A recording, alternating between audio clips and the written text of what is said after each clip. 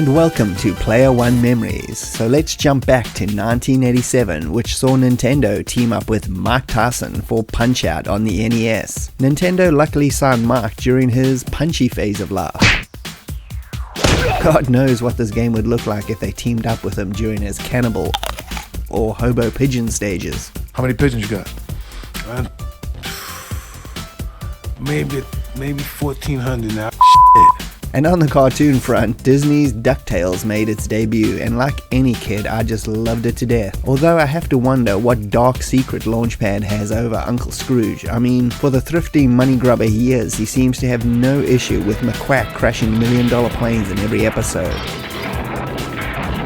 I'm on to you, Uncle Scrooge. And on the movie front, Three Men and a Baby made its debut, and unless you grew up in the 80s, the cast would be completely alien to you, with the likes of Mahoney, Magnum PR, and that dude from Cheers. And on top of that, it was directed by Mr. Spock. No, not that dude, the OG Spock. Oh man, I'm starting to feel real old.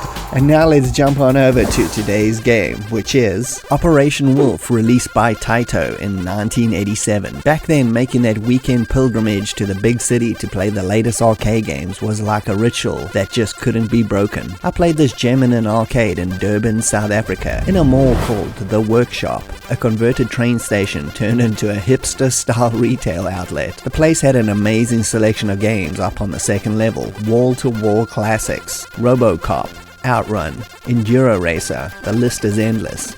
Every time I went there, they had at least a dozen new games. It was arcade heaven. As soon as I spotted Operation Wolf for the first time, I beelined it for it immediately. It was a thing of teenage boys' dreams, a massive Uzi submachine gun strapped on top of an arcade, which let you live out your military hero dreams of mowing down thousands of bad guys, all the while rescuing hostages and becoming the hero you always wanted to be.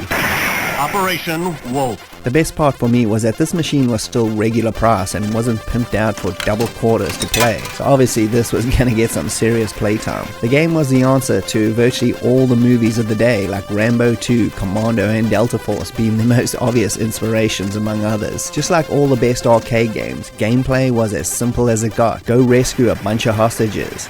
Kill everybody that gets in your way. This is without a doubt in my mind the best light gun style game ever made. It's just got a simple addictiveness combining the excellent metal feel of the gun, the massive detailed graphics, and some of the best sound effects in a game, just to make it as addictive as hell. There were 6 stages in total to blast your way through, everything from the jungles to a weapons depot, airports, etc, etc. Each one adding new enemies to the mix for you to massacre. The levels play out a bit differently than most games, requiring you to blast a set number of enemies before the stage ends, which actually gives you a chance to strategize a bit, knowing when to spray bullets, use rockets, or start making much more concentrated shots to save your ammo. Civilians are also running all over the place, so try to avoid them, as well as bonus items to discover, and the amount of hostages saved will determine if you get the good or bad ending. Splendid!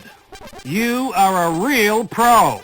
Which wasn't a very common thing, especially in arcade games. It was also as much fun to watch as it was to play, and the feel of that Uzi has never been replicated quite as well, besides the T2 arcade game, which had a similar feel and look. The game was followed by 3 sequels, each one becoming a little bit less interesting for me, although I did enjoy Operation Thunderbolt, the direct sequel, a lot, and that one is also well worth playing. With the gun aspect obviously missing, I found that the best way to experience this game now is through MAME. The controller is obviously no substitute for the real gun, but it still honestly plays really well and is a fun way to experience this classic if you never have. Its overall combination of detailed graphics, excellent chunky sound effects, and that Uzi controller make this an arcade gem I will never forget.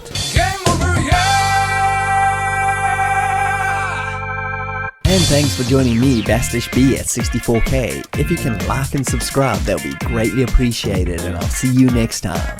Cheers.